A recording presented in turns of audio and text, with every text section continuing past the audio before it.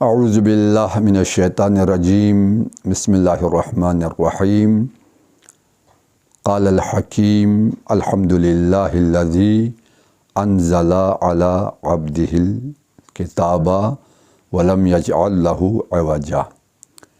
ناظرین و سامعین گرامی، السلام علیکم ورحمۃ اللہ وبرکاتہ۔ ہماری مسلسل گفتگو سورہ مبارکہ الکہف کی پہلی اور دوسری آیت پہ چل رہی ہے۔ ان آیتوں میں پروردگار عالم نے ایک جامع نقشہ پیش کیا ہے۔ خداوند عالم اس جامع نقشے میں جس چیز کو محوریت قرار دے رہا ہے وہ ایک تو الکتاب ہے، یعنی آپ جب منصوبہ بنائیں گے تو اس منصوبے کے لیے نقشہ ہونا چاہیے۔ آپ کہیں پر کوئی عمارت بنائے تو وہاں پر نقشہ ہو، آپ کہیں پر کوئی سڑک نکالیں گے تو نقشہ ہو کہ یہ سڑک وہاں پر نکالے جہاں پر ضرورتیں ہوں۔ اب نقشہ اگر نہ ہو تو کچھ بھی نہیں کر سکتا۔ تو پروردگار عالم نے قیامت تک کے انسانوں کے لیے قرآن کو ایک نقشے کے طور پر پیش کیا ہے کہ اس میں تمام دستورات بھی موجود ہے اور انسانی عمارت کی تعمیر کے تمام فارمولے اس کتاب کے اندر موجود ہے۔ اور اس کتاب کو ان پڑھوں کے حوالے نہیں کیا، چونکہ قانون اگر جاہلوں کے حوالے ہو جائے تو وہ خود قانون شکن بن جائے۔ اس لیے کہ قانون کو نافذ کرنے کے لیے قانون دان کی ضرورت ہے، جو قانون کو سمجھتا ہو، جو قانون کو ہضم کرتا ہو، جسے معلوم ہو کہ یہ قانون کیوں اور کیسے۔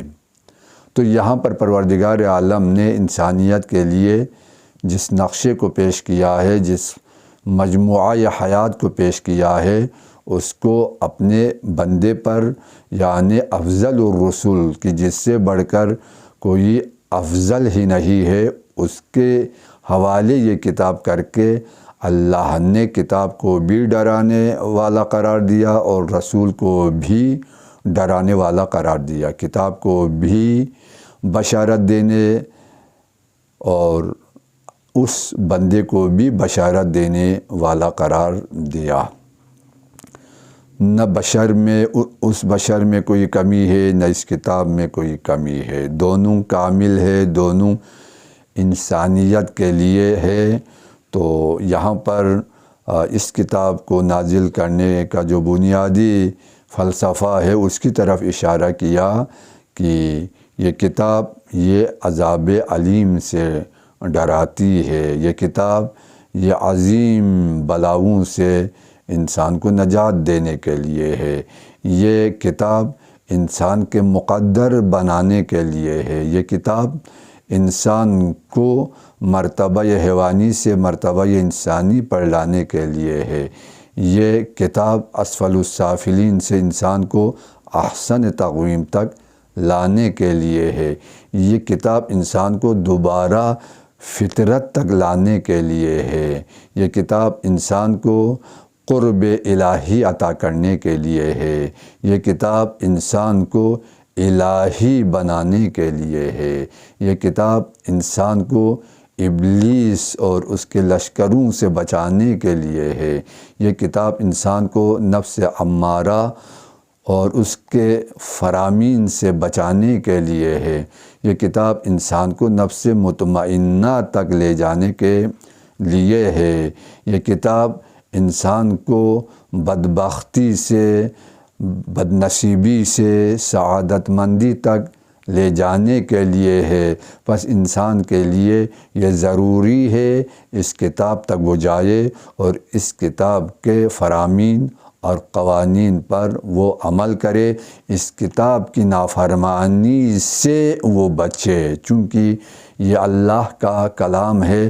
اللہ جو چاہتا ہے وہ اس کتاب میں موجود ہے۔ اگر اس کتاب پر عمل کرے تو بندہ مشیت پروردگار کے مطابق اس کا عمل بن جائے، اور اسی وجہ سے اس کتاب کی مخالفت کرنے سے پروردگار ڈرا رہا ہے۔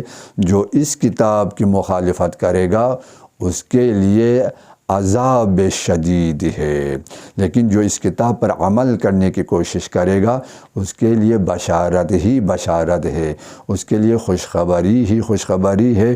اس کے لیے ایک جنت نہیں ہے، کئی جنت ہے، اس کی سرداری ہے، اس کی حکومت ہے۔ اصلاً اس کی حکومت کی کوئی انتہا نہیں ہے، یعنی انتہائی وسیع اس کی حکومت قیامت میں قائم ہو جائے۔ جو اس کتاب پر عمل کرے، اس کے قوانین پر عمل کرے۔ اسی وجہ سے قرآن یبشرو کہا، یعنی یہ بشارت جاری ہے۔ یہ نہیں ہے کہ ایک مرتبہ بشارت ملے ختم ہو جائے، نہیں، بشارت کا سلسلہ جاری ہے۔ کیوں؟ مومن سے عمل کا سلسلہ جاری ہے۔ مومن فقط عمل نہیں کرتا، وہ عمل صالح بجا لاتا ہے۔ وہ ہر کام کو اپنے لیے منتخب نہیں کرتا، یعنی بصیرت سے کام لیتا ہے۔ مومن کے انتخاب میں بصیرت ہے۔ اسی وجہ سے وہ عمل جس میں آگے بڑھنے کی صلاحیت ہو، وہ عمل جو خدا تک پرواز کر سکے، وہ عمل جو اللہ تک جانے کی قدرت رکھتا ہو، مومن انہی اعمال کو بجا لاتا ہے۔ اسی وجہ سے فرمایا کہ ان لہم اجرا حسنا، ان کے لیے فقط اجر نہیں ہے بلکہ بہترین اجر ہے۔ ان کے لیے خدا کی طرف سے جو ثواب ملے گا وہ بہترین ہے، وہ حسن ہے۔ پروردگار عالم ان کے عمل کی وجہ سے ان کو بہترین انعامات سے نوازے گا۔ ان کے لیے خدا کے ہاں کرامتیں ہیں، عنایتیں ہیں، فیض ہے۔ پروردگار ان کے لیے تمام نعمتوں کو مہیا کیا ہے۔ کیوں؟ چونکہ یہ پابند ہے قانون الہی کے، تو قانون کے پابندی کرنے والوں کو ہی قانون نفع دے گا۔ قانون کے شکنجے سے بچ نہیں سکے گا۔ جو لوگ یہ تصور کرتے ہیں کہ ہم قانون کو توڑیں گے تو وہی قانون کے شکنجے میں آ جاتے ہیں، اس کے بعد رہائی کا کوئی تصور نہیں ہے۔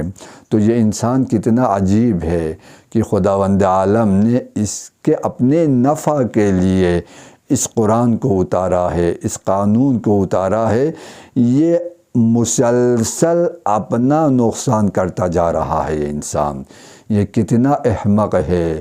اسی وجہ سے امیر المومنین بار بار نہج البلاغہ میں اسی انسان کے کردار پہ تعجب فرماتا ہے۔ بہت سارے خطبے ہیں نہج البلاغہ، یہ انسان شناسی کا مکمل ایک کورس ہے۔ ہمیں اگر انسان شناسی کے لیے اگر آگے بڑھنا ہے تو نہج البلاغہ کا مطالعہ کرنا پڑے گا، اور اس کے ساتھ ساتھ جب ہم قرآن کا مطالعہ کریں گے تو ہمارا مطالعہ کامل ہو جائے۔ اس کے بعد بہت ساری چیزیں ہم بہت مختلف عبارتوں کے پیچھے جانا چاہتے ہیں، نہیں، دیکھو سب کچھ یہاں پر ہے، اسی عبارتوں کو کھولنے کی ضرورت ہے۔ ہم عام طور پر ایک معنی کر کے گزر جاتے ہیں اور پھر سمجھتے ہیں کہ ہمیں کچھ نہ ملا۔ جب آپ نے بند دروازے کو کھولا ہی نہیں تو آپ کو ملے گا کیسے؟ آپ کو بند دروازہ کھولنے کے لیے، بند دروازہ ہے نا، اس کے لیے چابی کی ضرورت ہے۔ اگر چابی نہ ہو تو آپ بند دروازے کو کھول نہیں سکتا۔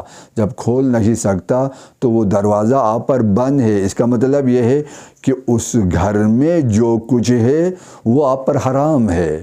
آپ اس گھر کی نعمتوں سے مستفید نہیں ہو سکتے۔ کیوں؟ چونکہ دروازہ بند ہے، آپ دروازہ توڑ نہیں سکتا، آپ دروازے کو کیسے کھولیں گے؟ چونکہ دروازہ کھولنے کے لیے چابی کی ضرورت ہے، وہ چابی آپ کے پاس نہیں ہے، بس ضروری ہے چابی کے حصول۔ تو یہاں پر قرآن مجید جو پروردگار کا دسترخوان ہے، یہ الہی مائدہ ہے، اس الہی مائدہ سے مستفید ہونے کے لیے ہمیں چابی کی ضرورت ہے، اور وہ چابی کوئی مادی چابی نہیں ہے کہ آپ کسی سے بنوا کر لائیں، نہیں، یہ چابی ایک معنوی چابی ہے۔ جب یہ چابی آپ کے پاس آ جائے تو آپ اس قرآن میں اس چابی کے ذریعے آپ بند دروازوں کو، جو قرآن اور ہمارے درمیان حجاب ہے، ان بند دروازوں کو کھولیں گے۔ بند دروازہ کھولنا یعنی حجاب اٹھانا، حجاب کا اٹھ جانا۔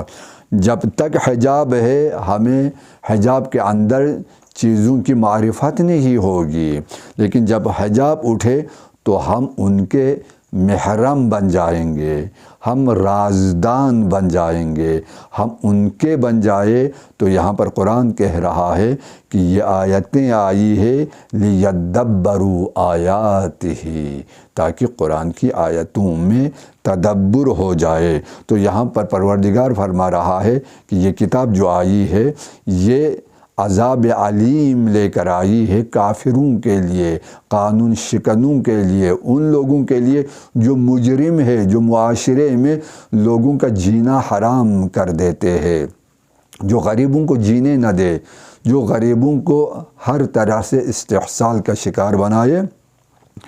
تو قرآن ان کو کنٹرول کرنے کے لیے آیا ہے۔ والسلام علیکم ورحمۃ اللہ وبرکاتہ۔